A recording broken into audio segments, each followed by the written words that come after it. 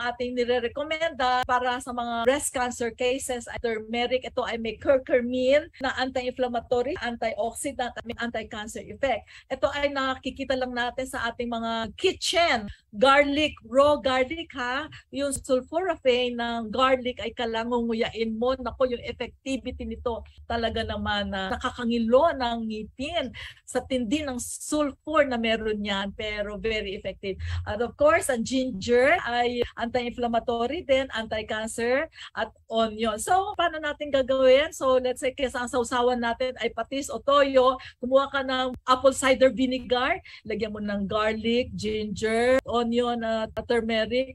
Siyang halu-haluin mo at gawin mo siyang pangsawsawan mo. Sigurado ko, guaranteed ko na magiging healthy ka kung ito ang iyong sausawan.